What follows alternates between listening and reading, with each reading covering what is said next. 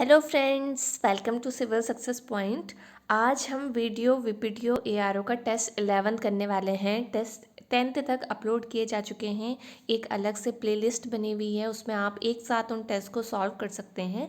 और जो नए हैं चैनल में, वो चैनल को सब्सक्राइब जरूर कर लेना और बेल प्रेस जरूर कर लेना, ताकि आपको रेगुलर वीडियोज़ की नोटिफिकेशन मिल सके। तो चलिए फर्स्ट क्वेश्चन देखते हैं। य और व है। ऑप्शन ए संयुक्त व्यंजन, बी अंतस्थ व्यंजन, सी ऊष्म व्यंजन और डी इनमें से कोई नहीं। तो जो य और व है वो है अंतस्थ व्यंजन। बी जो है इसका बिल्कुल सही आंसर हो जाएगा। क्वेश्चन नंबर सेकंड है। रचना के आधार पर चारपाई शब्द है। ऑप्शन ए रूढ़, बी योग रूढ़, सी संकर और डी यौगिक। तो जो चारपाई है वो है योग रूढ़ शब्द, तो जो है इसका आंसर बी हो जाएगा। ठीक है। थर्ड क्वेश्चन है। जो तथा सो किस प्रकार के सर्वनाम हैं? ए निजवाचक, बी प्रश्नवाचक, सी अनिश्चितवाचक और डी संबंधवाचक। तो जो तथा सो जो हैं वो हैं संबंधवाचक सर्वनाम, तो डी जो है इसका बिल्कुल सही आंसर हो जाएगा। क्वेश्चन नंबर फोर्थ है। निम्न में से कौन सा विलोमार्थी सही सुमेलित नहीं है? आपको इसमें बताना है कि कौन सा सुमेलित नहीं है। ए ऑप्शन है सुंदर कुरूप, बी सामान्य दुर्लभ, सी जातीय सजातीय और डी लाभ हानि। तो इनमें से कौन सा सुमेलित नहीं है? तो इसका आंसर है सी जातीय सजातीय, क्योंकि इसका जो विलोम होता है जातीय का वो होता है विजातीय। ठीक है, तो इसका आंसर हो जाएगा सी। क्वेश्चन नंबर फिफ्थ है। जो मृत्यु के समीप हो के लिए शब्द होगा। ए मरणासन, बी मर्त्य, सी वृद्ध और डी सन्यासी। तो इसका जो सही आंसर है वो है मरणासन, तो ए जो है इसका बिल्कुल सही आंसर है। क्वेश्चन नंबर सिक्स्थ है। हिम किरीटनी किसकी रचना है? ए माखनलाल चतुर्वेदी, बी जयशंकर प्रसाद, सी सूर्यकांत त्रिपाठी निराला और डी शेखर जोशी। तो जो हिम किरीटनी है वो है माखनलाल चतुर्वेदी जी की। ए इसका बिल्कुल सही आंसर है। हिम किरीटनी और हिम तरिंगणी दोनों ही माखनलाल चतुर्वेदी जी की रचना है। Question number seventh. यहाँ से आपको उत्तराखंड जीके को क्वेश्चन देखने को मिलेंगे। हीरामणि ग्लेशियर किस जनपद में स्थित है? ए बागेश्वर, बी चमोली, सी पिथौरागढ़ और डी उत्तरकाशी। तो जो हीरामणि ग्लेशियर है वो है पिथौरागढ़ में, तो सी इसका बिल्कुल सही आंसर हो जाएगा। क्वेश्चन नंबर 8 है। मानेक बुग्याल किस जनपद में है? ए उत्तरकाशी, बी चमोली, सी रुद्रप्रयाग और डी पिथौरागढ़। तो जो मानेक बुग्याल है वो है उत्तरकाशी में, तो ए जो है इसका बिल्कुल सही आंसर हो जाएगा। क्वेश्चन नंबर 9 है। गुजर देव मंदिर स्थित है। ए द्वारहाट में, बी जागेश्वर में, सी बाजपुर में और डी रानीखेत में।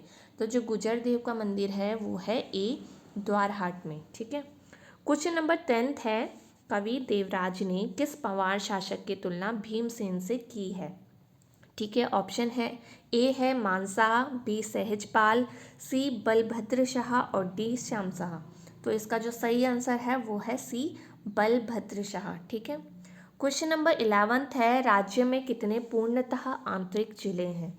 ऑप्शन ए है 2, बी 3, सी 4 और डी 5। तो पूर्णतः आंतरिक जिले किन्हें कहा जाता है? जिन जिले की सीमा न तो किसी अन्य राज्य और देश से मिलती है, उनको कहते हैं पूर्णतः आंतरिक जिले। ठीक है। तो ये हैं, इनकी संख्या है 4। ठीक है। और ये कौन कौन से हैं? ये हैं टिहरी, रुद्रप्रयाग, बागेश्वर और अल्मोड़ा। तो इसका जो आंसर है वो है सी 4। ठीक है। क्वेश्चन नंबर 12 है। कॉर्बेट का पश्चिमी प्रवेश द्वार स्थित है। ए ढिकाला, बी रामनगर, सी कोट द्वार और डी काशीपुर। तो कॉर्बेट का पश्चिमी प्रवेश द्वार स्थित है कोट द्वार में। ठीक है। तो सी जो है इसका बिल्कुल सही आंसर हो जाएगा। क्वेश्चन नंबर 13 है। सप्तेश्वर परियोजना किस जनपद में स्थित है? ए चंपावत, बी पिथौरागढ़, सी नैनीताल और डी उधम सिंह नगर। तो जो सप्तेश्वर परियोजना है वो है चंपावत में, तो ए जो है इसका बिल्कुल सही आंसर हो जाएगा। ठीक है। क्वेश्चन नंबर 14 है। सिधुआ बिधुआ की डोली यात्रा निम्न में से किस यात्रा का एक भाग है? ए हिल यात्रा, बी सेम मुखेम यात्रा, सी नंदा राज जात यात्रा और डी इनमें से कोई नहीं। तो जो सिधवा विधवा की डोली यात्रा है वो जो भाग है, किस यात्रा का भाग है? वो है सेम मुखेम यात्रा का। ठीक है। तो बी जो है इसका बिल्कुल सही आंसर हो जाएगा। क्वेश्चन नंबर 15 है। संसद में हिमालय पुस्तक है। नरेंद्र मोदी जी की, रमेश पोखरियाल निशंक की, सी शेखर जोशी और डी हिमांशु जोशी। संसद में हिमालय जो पुस्तक है वो है रमेश पोखरियाल निशंक जी की, तो इसका जो सही आंसर है वो है बी। ठीक है। क्वेश्चन नंबर 16 है, सांप्रदायिक प्रतिनिधित्व का पिता किसे कहा जाता है। यहाँ से कुछ क्वेश्चन आपको स्टैटिक जीके के देखने को मिलेंगे। तो इसका जो ऑप्शन है Karl Marx, B Lord Minto, C Dadabhai Naoroji और डी इनमें से कोई नहीं। तो सांप्रदायिक प्रतिनिधित्व का पिता कहा जाता है लॉर्ड मिंटो को, तो बी जो है इसका बिल्कुल सही आंसर हो जाएगा। ठीक है। क्वेश्चन नंबर 17 है, किस खेल को पिंग पोंग के नाम से भी जाना जाता है। ए शतरंज, बी बैडमिंटन, सी टेबल टेनिस और डी इनमें से कोई नहीं। तो जो पिंग पोंग के नाम से जाना जाता है, किसको जाना जाता है, टेबल टेनिस को। ठीक है। और ये कहाँ का नेशनल गेम है, पीपल्स रिपब्लिक ऑफ चाइना का। ठीक है। तो सी जो है इसका बिल्कुल सही आंसर हो जाएगा। क्वेश्चन नंबर 18 है, कर्मभूमि किस व्यक्ति की समाधि स्थल है। ए महात्मा गांधी, बी गुलजारी लाल, सी इंदिरा गांधी और डी इनमें से कोई नहीं। तो इसका जो आंसर है वो क्या हो जाएगा, डी इनमें से कोई नहीं, क्योंकि ये जो समाधि स्थल है वो है शंकर दयाल शर्मा जी की। ठीक है। क्वेश्चन नंबर 19 है, महिला बैंक की प्रथम प्रबंध निदेशक थी। ए आशा पांडे, बी उषा सुब्रमण्यम, सी सरोज मेहता और डी इनमें से कोई नहीं। तो इसका जो सही आंसर है वो है बी उषा सुब्रमण्यम। ठीक है। तो बी जो है इसका बिल्कुल सही आंसर हो जाएगा।